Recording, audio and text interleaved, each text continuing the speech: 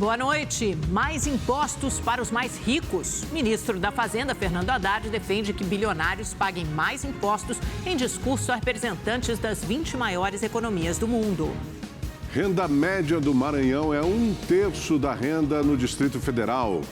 Rendimento nas casas dos brasileiros expõe desigualdade no país. E você vai ver também. TSE aprova novas regras para eleições municipais e foca no uso de inteligência artificial. Manipulações podem até caçar mandatos. Cheia recorde no Acre. Nível dos rios alaga cidades inteiras e 14 mil pessoas estão fora de casa. A Polícia Civil e o Ministério Público do Rio de Janeiro fizeram uma operação contra empresas e pessoas suspeitas de lavar dinheiro da milícia comandada por Luiz Antônio da Silva Braga, o Zinho. Os agentes cumpriram 21 mandados de busca e apreensão. Um deles foi neste condomínio que fica no Recreio dos Bandeirantes, na zona oeste do Rio de Janeiro.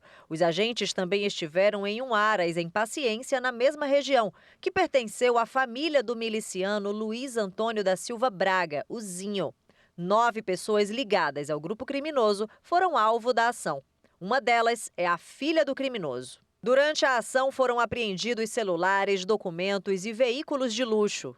De acordo com a Polícia Civil, em 7 anos, a organização criminosa movimentou cerca de 135 milhões de reais. A Justiça determinou a interdição de empresas suspeitas de envolvimento no esquema de lavagem de dinheiro. 7 delas foram alvos da operação de hoje. Em um dos endereços, os agentes apreenderam cerca de R$80 mil em espécie.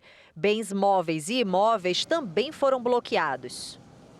São vários setores, como terraplanagem, telefonia, empresas de terraplanagem, telefonia, e além de outras, agora com o resultado da operação, que a gente vai poder descobrir e corroborar o que a gente já tinha. A lavagem de capitais seria para tornar esse dinheiro ilícito de lícito e comprar e armar essa organização criminosa, esse grupo paramilitar, e também adquirir patrimônios.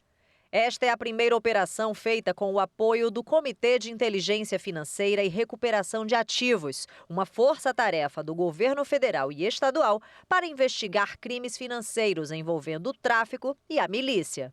Fundamental, sobretudo a expertise, o apoio que as ferramentas que estão sendo disponibilizadas, os protocolos de atuação, tudo isso vem somar para que se incremente e cada vez mais seja mais otimizada as investigações financeiras aqui no nosso estado do Rio de Janeiro. Zinho se entregou à Polícia Federal no fim do ano passado. O miliciano era considerado o criminoso mais procurado do estado e estava foragido desde 2018. Na semana passada, a Justiça determinou a transferência dele para um presídio federal.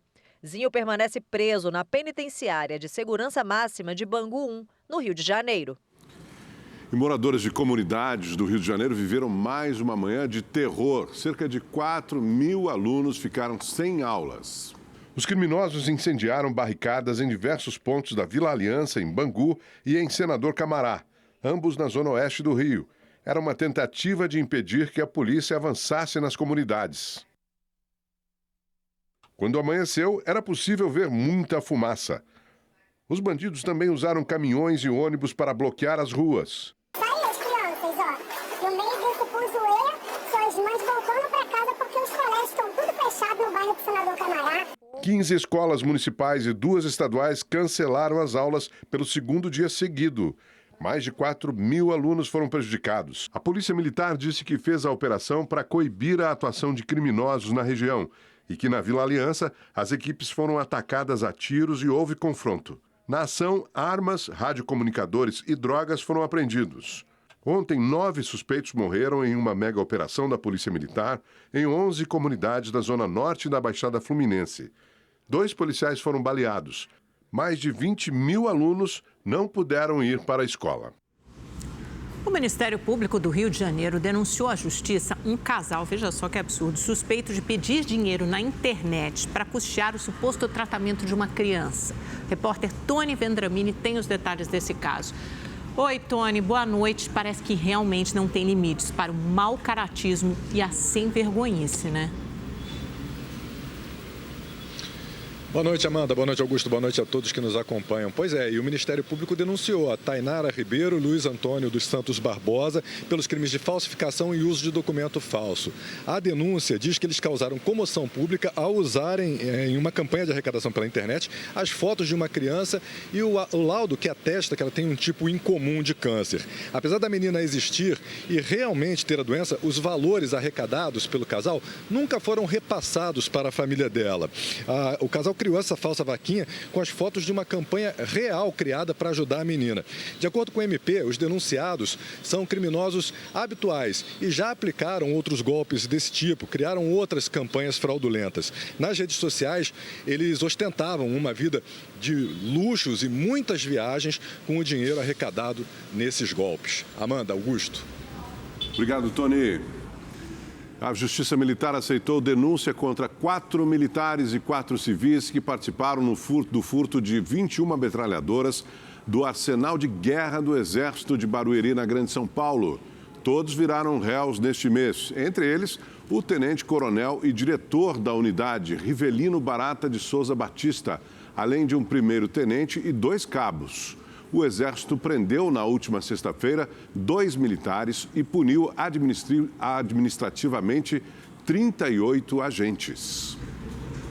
Chegou a 38 o número de mortes na Operação Verão, na Baixada Santista. Segundo a Secretaria de Segurança Pública de São Paulo, 4 pessoas morreram após uma troca de tiros com policiais em São Vicente durante uma ação de combate ao tráfico de drogas. As vítimas eram 2 homens e 2 adolescentes. A Operação Verão foi reforçada depois da morte do soldado Samuel Wesley Cosmo, da Rota. Em 26 dias de operação, foram presos 797 criminosos, 86 armas recuperadas e meia tonelada de cocaína foi apreendida. Em Fortaleza, um incêndio atingiu o 26º andar de um prédio no centro da cidade. Segundo o Corpo de Bombeiros, o fogo começou em um dos apartamentos e depois se espalhou pelo andar. Os moradores foram resgatados pela escada de incêndio. Não houve vítimas. Ainda não há informações sobre o que teria causado o fogo. E no centro de São Paulo, um idoso morreu carbonizado em um incêndio dentro de uma pensão. O fogo começou durante a madrugada e consumiu 80% do imóvel. 8 pessoas moravam no local, mas no momento do incêndio apenas 6 estavam na casa. O corpo de um idoso de 88 anos foi encontrado carbonizado. Outros 3 tiveram ferimentos leves. As 5 pessoas foram encaminhadas para assistência social da prefeitura. Foi apreendido hoje o 2º suspeito de envolvimento nos assassinatos do policial militar e da filha dele em frente a uma farmácia na zona norte de São Paulo no último sábado. A nossa repórter Júlia Fermino traz ao vivo as informações para a gente desse caso. Boa noite para você, Júlia.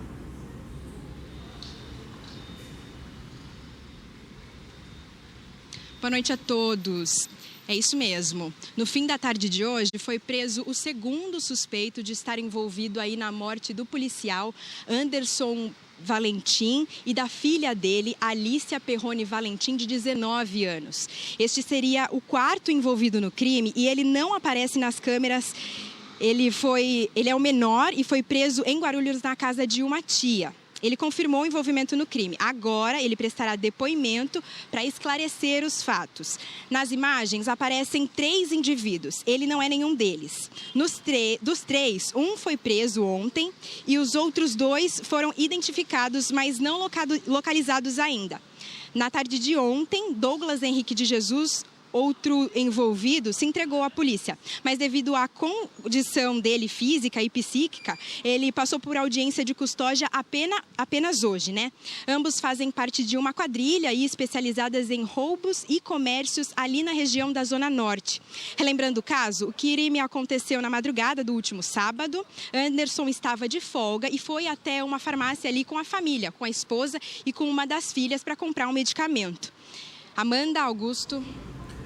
Obrigada, Júlia. Muito triste esse caso, né, Augusto? A gente estava aqui de plantão no sábado, ele estava com a filha no carro, ela passou mal, eles pararam em frente à drogaria e esses 3 criminosos, né, iriam assaltar a farmácia e acabaram nessa troca de tiros com um policial de folga. Amanhã, 29 de fevereiro, é o Dia Mundial das Doenças Raras. O pequeno Dominique, de 3 anos, foi diagnosticado com 3 doenças raras. Os problemas de saúde afetam o sistema nervoso, provocam crises convulsivas e muitas limitações. Não andar, não conseguir fazer coisas básicas, que é comer, beber água. Ele necessita de ajuda para tudo. Exames mostraram também uma alteração no encaixe do fêmur com o osso do quadril. A cirurgia para a correção custa R$25 mil e a família teve que entrar na justiça para realizar o procedimento pelo plano de saúde. Infelizmente, é muita gente que precisa, a gente tem consciência disso, só que a situação dele estava bem grave. Raíssa buscou ajuda nesta unidade de acolhimento em Belo Horizonte. Inaugurada há 5 anos, a Casa de Maria conta com uma rede de apoio para pacientes com doenças raras. Atualmente, cerca de 40 pessoas são atendidas aqui. Entre os serviços oferecidos pela casa estão fisioterapia, sessões com fonoaudiólogos e psicólogos e apoio jurídico. Uma das atividades preferidas das crianças é a oficina de música. Todo dia a gente vê o progresso, o desenvolvimento da criança e tudo, que a equipe está aqui para isso. Segundo a Organização Mundial de Saúde, mais de 7 mil doenças raras são reconhecidas pela medicina. No Brasil, cerca de 13 milhões de pessoas são afetadas. O teste do pezinho, feito logo após o nascimento, é importante para o diagnóstico precoce. Ainda numa fase pré-sintomática, em que a pessoa não parece ter doença, você vai iniciar o tratamento precocemente e com isso você vai impactar na evolução da doença. No último final de semana, os jogadores do América e do Atlético Mineiro entraram em campo com pessoas que têm doenças raras. O atacante Hulk carregou nos braços a Mariazinha, portadora de uma síndrome que afeta o desenvolvimento físico e mental. A menina é filha do secretário-chefe da Casa Civil de Minas Gerais, que também é o idealizador da Casa de Apoio a Pessoas com Doenças Raras, de BH. Marcelo Aro comemora os resultados positivos do acordo de cooperação mútua entre o governo de Minas e a Defensoria Pública. Antigamente, as crianças com doenças raras tinham muita dificuldade de conseguir um diagnóstico, um medicamento, uma cirurgia nas vias judiciais. O filho de Yara desenvolveu fraqueza muscular por causa de uma síndrome rara. Ela conseguiu a medicação com a ajuda da Casa de Maria e da Defensoria Pública. Com certeza fiquei com muito medo. Mas agora eu estou muito feliz com esse menino raro, né? E a ministra da Saúde se reuniu com representantes de conselhos para definir as metas do dia D de mobilização contra a dengue, marcado para o próximo sábado. O Dia de Mobilização Nacional contra a Dengue é uma das principais medidas do Ministério da Saúde para conscientizar a população sobre as ações contra o mosquito Aedes aegypti. Segundo a ministra Nízia Trindade, 65% dos casos de dengue deste ano foram contraídos nas residências. Por isso, no sábado, agentes de saúde vão passar de casa em casa para verificar se há foco do mosquito e tirar dúvidas. Nós achamos que até as pessoas que estão ou no governo ou mesmo na gestão estão bem informadas, mas muitas vezes têm informações incompletas. Ontem eu vi pessoas assim que deveriam estar com tudo na ponta da língua, não sabiam que não podia vacinar depois dos 60 anos. Então daí a gente vê, o tamanho do desafio mesmo de comunicação que nós temos junto à sociedade. Nízia também disse que o aumento expressivo de casos de dengue foi inesperado. O período de chuva e o tempo úmido e quente, por causa do fenômeno El Niño, favoreceram a proliferação do mosquito. 6 estados e o Distrito Federal estão em situação de emergência por causa da dengue e o Rio de Janeiro decretou epidemia. Por isso, o Ministério da Saúde liberou R$23 milhões para prefeitos e governadores desenvolverem ações de controle. Ao todo, o governo destinou R$1 bilhão e 500 milhões para conter o avanço de casos da doença. Na mobilização do dia D, o Ministério da Saúde também deve chamar a atenção para o perigo da automedicação. A prática pode levar a complicações do quadro de saúde. Por isso é importante o diagnóstico, porque se for influenza, a gente tem um antiviral. Se for Covid, tem um outro antiviral. Se for dengue, nós não temos antiviral, mas temos a inalação que é feita por protocolos específicos. Agora vamos aos dados sobre os casos de dengue em todo o país. Segundo o Ministério da Saúde, o Brasil já está próximo de atingir 1 milhão de casos da doença. De acordo com o último boletim da pasta, o país tem mais de 991 mil casos prováveis e 207 mortes já confirmadas. Outros 674 óbitos estão sendo investigados. Pois é, o número de casos de dengue e também de Covid tem aumentado bastante em todo o país. E além da preocupação, muita gente está ficando em dúvida, por causa das semelhanças dos sintomas. Afinal, como saber se a gente está com dengue ou com Covid? Nós fomos descobrir. No domingo, Antônio começou a sentir os primeiros sintomas. Não teve jeito, veio a dúvida. Dengue ou Covid? Muita fraqueza, ânsia de vômito, entendeu? Diarreia, moleza no corpo. A resposta só chegou no dia seguinte, teste positivo para dengue. Mas afinal, será que essa confusão é real?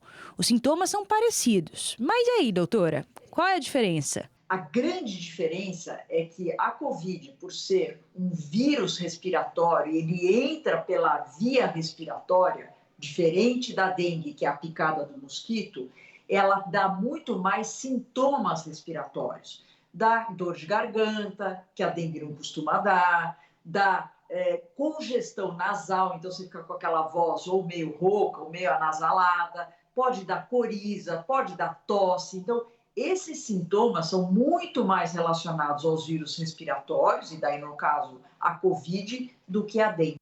Os testes para detectar as duas doenças também são diferentes.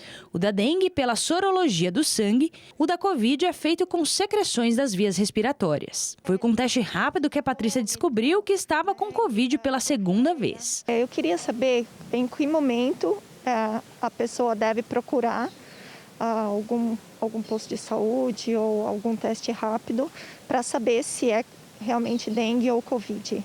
Eu diria para você que se você tiver os sintomas respiratórios associados, é muito mais prático você ter um teste rápido em casa para Covid e fazer esse teste. Se ele deu positivo, você nem precisa ir a nenhum pronto atendimento, nada disso, porque você está com o diagnóstico. Se você tendo esse quadro clínico no local onde está tendo casos de dengue, minha sugestão, vá a uma assistência médica para você ser classificado. Hoje tem uma classificação muito clara do Ministério da Saúde, A, B, C ou D, e a partir dessa classificação, o que vai ser feito com você.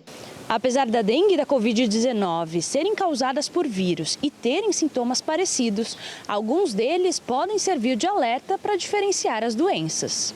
Para a Covid-19 é recomendado o uso de máscaras, distanciamento social e higiene das mãos com água e sabão ou álcool. Já para a dengue, o ideal é o uso de repelente, roupas claras, manga e calça comprida. E é bom tomar cuidado com perfumes. É verdade que eles atraem os mosquitos. O Pedro é filho da Eriluz e está com dengue. E ela também tem uma dúvida. O que pode tomar se está com dengue ou Covid? É contraindicado o uso dos anti-inflamatórios, que a gente chama de não hormonais, os anti-inflamatórios de uma maneira geral, e o ácido acetilsalicílico. Eles são contraindicados. Então, o que você pode tomar? O próprio Ministério da Saúde recomenda dipirona, desde que você não seja alérgico, ou paracetamol. No caso da dengue, a infectologista deixa a recomendação. Primeiro, hidratação. Independente de você querer ir para a unidade de saúde ou não, comece a se hidratar vigorosamente em casa. Mesmo que não seja dengue, não tem problema. A hidratação vai fazer a diferença. 3 mortes de pacientes que estavam com um superfungo Candida auris foram registradas no Hospital Getúlio Vargas, no Recife. A Secretaria de Saúde do Estado informou que as mortes foram provocadas por complicações de outras doenças, mas confirmou a infecção pelo fungo. O isolamento da área e as medidas de limpeza onde as pacientes estavam internadas foram intensificados. Outras 13 pessoas que tiveram contato com as vítimas realizaram testes para confirmar uma possível contaminação. A renda domiciliar dos brasileiros aumentou 16,5% no ano passado, mas as desigualdades entre os estados ainda é muito grande. A pesquisa do Indicador Nacional realizada pelo IBGE leva em consideração a renda do trabalho e todas as outras fontes de cada integrante das famílias para chegar ao rendimento domiciliar per capita. Em 2023, esse valor ficou em R$ 1.893 por mês, sem levar em conta a inflação, que fechou em 4,62%. um aumento de 16,5% em relação a 2022, que teve renda média de R$ 1.625. Na prática, o brasileiro teve no ano passado um aumento de renda muito superior ao esperado. Tivemos um crescimento de 12,5%, como os dados sugerem em termos reais no ano passado. Acho que aí começa um debate, mas acho que é uma notícia muito boa. Agora, talvez de tão boa, talvez ela não seja tão crível quanto a gente gostaria. A pesquisa também apresenta o rendimento domiciliar por pessoa em cada estado brasileiro. E os dados revelam um país com muitas desigualdades regionais, que poderiam ser ainda mais profundas. Segundo o IBGE, o Distrito Federal tem o maior rendimento domiciliar per capita, com R$ 3.357. Em segundo lugar está São Paulo, com R$ 2.492. E em terceiro lugar, o Rio de Janeiro, com R$ 2.367. Já o estado com o menor rendimento é o Maranhão, R$ 945, o equivalente a 28,2% da renda per capita do Distrito Federal. Obviamente, o que está por trás disso são diferenças de capital humano, de educação, são diferenças no mercado de trabalho, e também tem diferenças no de programas sociais, como Bolsa Família, aposentadorias, que, na verdade, até diminuem essa desigualdade espacial. Se não tivesse esses programas, a desigualdade entre estados brasileiros seria ainda maior. A divulgação dos dados atende à lei que orienta o rateio do Fundo de Participação dos Estados e do Distrito Federal. As informações são encaminhadas pelo IBGE ao Tribunal de Contas da União. A pesquisa de 2023 trouxe mudanças em relação ao ano anterior. E a primeira safra de dados de todas as fontes que pegam Bolsa Família, pegam aposentadoria, a gente só tinha até agora dados trabalhistas. E houve uma expansão desses programas, houve a PEC da transição, tem uma série de medidas expansionistas que foram tomadas no ano passado, mas a magnitude do crescimento observado, ela realmente surpreendeu para mais. O Conselho Nacional da Previdência Social reduziu a taxa máxima de juros cobrada em empréstimos consignados para 1,72% ao mês. A medida vale para aposentados e pensionistas do INSS com desconto em folha de pagamento. Antes a taxa era de 1,76%. Essa é a sexta redução desde março de 2023. E a Rede TV recebeu hoje a visita do embaixador da Itália no Brasil, Alessandro Cortese, e do cônsul-geral da Itália em São Paulo, Domenico Fornara. Com a direção da emissora, eles falaram sobre os 150 anos da imigração italiana no país. As autoridades italianas foram recebidas pelo presidente da Rede TV, Amilcare D'Alevo, e o vice-presidente da emissora, Marcelo de Carvalho. Eles conversaram sobre os laços que unem os dois países e a presença dos descendentes do país europeu em todas as áreas, inclusive na comunicação. Os nossos antepassados, eles eram de duas cidades de Abruzzo, distantes 50 quilômetros uma da outra. E 100 anos depois, os dois netos, os dois descendentes se conheceram e montaram um negócio. Então, além, evidentemente, da importância das relações Itália-Brasil, agora, sem dúvida nenhuma, sendo tratadas no G20 que está acontecendo, além de tudo, temos aí um legado e uma ligação afetiva. Luiz Roberto Lorenzato, ex-membro da Câmara de Deputados da Itália, também falou da importância dessa relação. É um grande reconhecimento da Itália, né? Vir autoridades tão importantes como o embaixador, o cônsul-geral, prestigiar uma empresa, a Rede TV, que é controlada por dois ídolos brasileiros.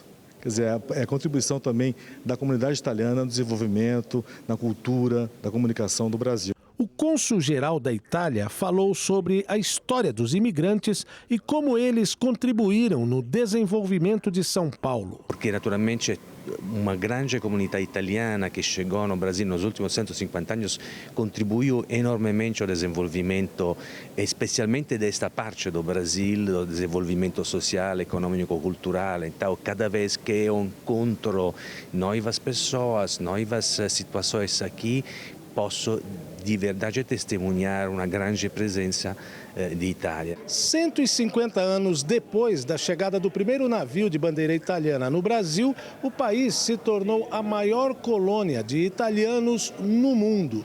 Estima-se que pelo menos 32 milhões de brasileiros sejam descendentes de imigrantes do país europeu.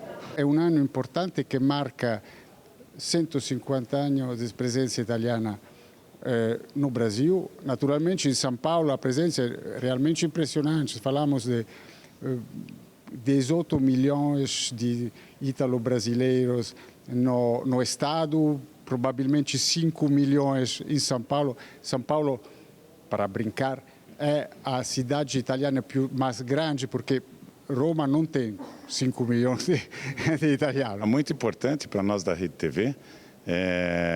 Recebemos o embaixador da Itália, o cônsul-geral. Isso é uma questão de extrema importância, porque São Paulo está fazendo, o Brasil, né, está fazendo 150 anos da imigração italiana, e é um ano super importante para eles e para nós todos, né? Eu sou neto de italianos também e eu fiquei muito feliz com a visita deles.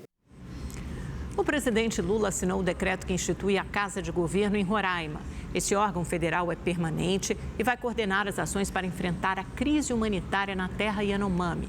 A medida vem depois que o Ministério da Saúde registrou um aumento de 6% no número de mortes de Yanomamis em 2023 em relação ao ano anterior. A terra indígena é a maior do país em extensão territorial e sofre com a invasão e a violência de garimpeiros e com a contaminação do solo e da água pelo mercúrio usado na atividade ilegal. O presidente do Partido Liberal, Valdemar Costa Neto, retirou o assassino do ambientalista Chico Mendes do comando do PL no Pará. Darcy Alves Pereira era presidente do partido em Medicilândia. Valdemar Costa Neto também pediu a desfiliação dele do partido. Darcy Alves foi condenado em 1990 pelo assassinato do ambientalista Chico Mendes. Nas redes sociais, o presidente do PL disse que o conhecia como pastor Daniel e, por isso, não sabia que se tratava de um dos assassinos do ambientalista. Costa Neto afirmou ainda que adotou as medidas para afastar Darcy Alves do partido assim que tomou conhecimento da sua verdadeira identidade. O Supremo Tribunal Federal definiu hoje as regras para a distribuição de vagas nos parlamentos que não foram preenchidas pela chamada regra proporcional. Vamos a Brasília entender esse caso com a repórter Maria Ferreira, que é um pouquinho complicado, né, Maria? Você acompanha o julgamento, já temos um resultado desse julgamento, pelo menos uma maioria formada, e, claro, nos explica o que são essas tais sobras eleitorais.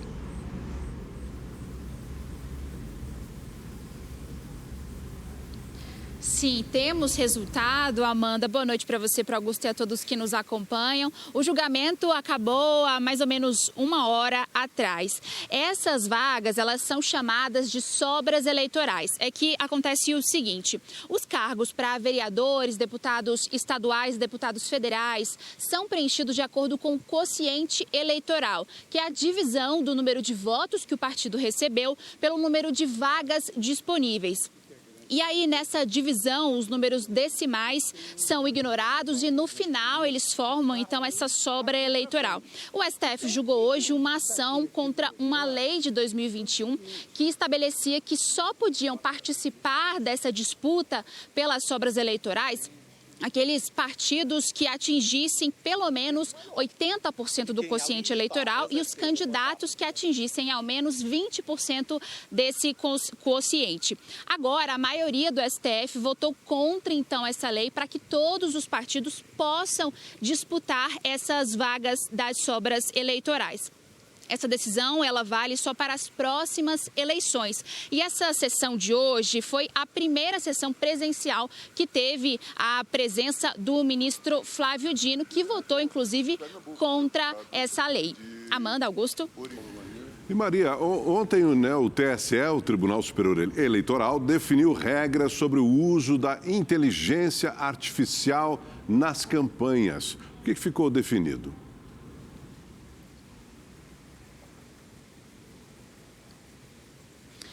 Então, Augusto, o que ficou definido é que o TSE resolveu restringir o uso da inteligência artificial pelos candidatos. Segundo o presidente do TSE, o ministro Alexandre de Moraes, essas normas que foram aprovadas ontem, mais de 12 normas, na verdade, as que foram aprovadas estão entre as mais modernas do mundo no combate à fake news. E aí também eles aprovaram outras normas, né, essas 12, e nós fizemos uma reportagem para falar sobre elas. Vamos acompanhar.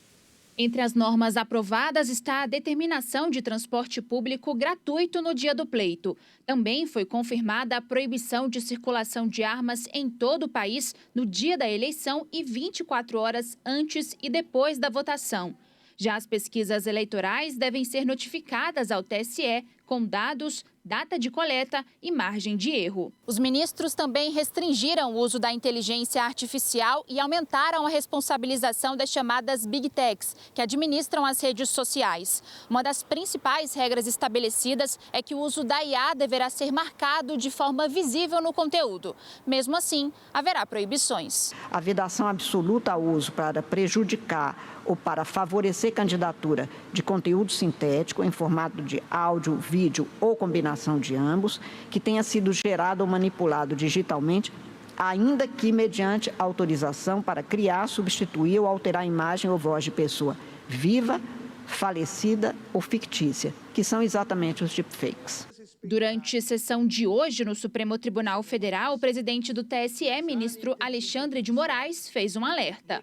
Aqueles candidatos que desrespeitarem essa normatização, que utilizarem a inteligência artificial negativamente para prejudicar seus opositores, para deturpar o sentido das informações, buscando ganhar as eleições, a sanção será a cassação do registro e, se já tiverem sido eleitos, a cassação do mandato. As novas regras dividiram opiniões entre especialistas. Isso apenas vai minimizar, não quer dizer que isso não existirá ao longo do processo eleitoral, porque isso será coibido dentro das redes formais das candidaturas, mas e as redes capilares, que são as grandes difusoras de fake news? Essa fiscalização, na verdade, ela é de todos os atores do processo eleitoral, todos os candidatos, o próprio Ministério Público, até pessoas, cidadãos podem, quando se depararem ali com uma notícia falsa, uma propaganda na internet, eventualmente representar, denunciar. Será um tremendo desafio. E olha, o ministro da Fazenda, Fernando Haddad, defendeu a criação de um imposto global para os super ricos para ajudar a reduzir as desigualdades. Esta foi a primeira reunião em nível ministerial da trilha de finanças do G20, desde que o Brasil assumiu a presidência temporária do grupo, em dezembro do ano passado. Fernando Haddad participou do encontro de forma virtual, por ter sido diagnosticado com Covid-19. No discurso, Haddad falou sobre as prioridades brasileiras na presidência do G20. Aproveitando a experiência bem-sucedida da Índia no ano passado, a presidência brasileira assumiu o desafio de fazer um G20 inclusivo, em que tenhamos a chance de avançar em diversos temas que nos são caros, como o combate à pobreza e à desigualdade, o financiamento efetivo ao desenvolvimento sustentável, a reforma da governança global, a tributação justa, a cooperação global para a transformação ecológica e o problema do endividamento crônico de vários países. O presidente do Banco Central, Roberto Campos Neto, destacou o papel dos bancos centrais em alcançar a estabilidade de preços. Ele afirmou que reduzir a inflação tem custos, mas adiar a restauração da estabilidade pode aumentar ainda mais o sacrifício necessário para reduzir os preços e prejudicar ainda mais os mais vulneráveis. There is plenty of evidence to support that inflation negatively impacts poverty levels. It disproportionately hurts the most vulnerable, deepening existing social gaps and inequalities. O encontro termina amanhã. As reuniões vão estabelecer as bases de trabalho de política econômica para a cúpula de chefes de governo e de Estado do G20, que reúne as 19 maiores economias do mundo, além da União Europeia e União Africana. A cúpula está marcada para os dias 18 e 19 de novembro, no Rio de Janeiro. Estão previstas para o mandato brasileiro no G20 cerca de 100 reuniões de grupos de trabalho e 20 reuniões ministeriais que serão realizadas até o dia 30 de novembro deste ano, que é quando o Brasil transmite a presidência para outra nação integrante do grupo. Para a reunião de amanhã, o Ministério da Fazenda deverá apresentar a proposta de taxação de grandes fortunas. Precisamos admitir que ainda precisamos fazer com que os bilionários do mundo paguem sua justa contribuição e impostos. Além de buscar avançar nas negociações em andamento na OCDE e na ONU, acreditamos que uma tributação mínima global sobre a riqueza poderá constituir um terceiro pilar para a cooperação tributária internacional. No Acre, a população ainda convive com as cheias provocadas pelas chuvas que atingem o estado há uma semana. Casas, órgãos públicos, igrejas, tudo do centro da cidade está alagado. 1.540 pessoas estão desabrigadas, 1.256 desalojadas. A única ponte que liga a cidade ao município vizinho teve que ser interditada. O município está totalmente isolado por via terrestre, 6 pontos dentro de áreas de reserva extrativistas, na zona rural também isolados. Não temos aeronaves aqui no município, estamos fazendo todo o transporte de via fluvial, de barcos. Até mesmo animais silvestres precisaram ser resgatados. Esse vídeo mostra uma cobra em cima da ponte. O outro registro mostra o resgate de um tatu arrastado pela correnteza. Aí, Marélio, resgate do tatu. Um desabamento foi registrado em Epitaciolândia. Esse homem tentou salvar algum pertence. Sai daí, Alexandre. Deixa as coisas, Alexandre. Deixa as coisas, Alexandre. Com a vazante das águas, em Assis Brasil, o nível do rio continua subindo.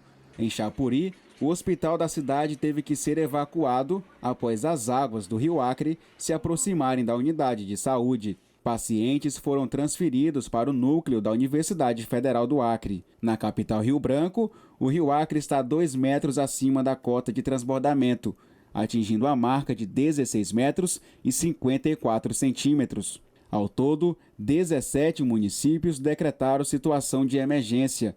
Mais de 14 mil pessoas estão fora de casa. Cerca de 23 comunidades indígenas no interior do Acre também sofrem com as inundações.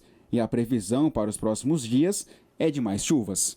Todos nós estamos fazendo o que pudemos para estarmos unidos aí mais uma vez nessa luta aí contra o aumento do nível das águas. Vamos então saber a previsão do tempo para todo o Brasil com Igor Silveira. Boa noite para você, Igor. Tem previsão boa lá para o Acre? Boa noite, Augusto. Boa noite, Amanda.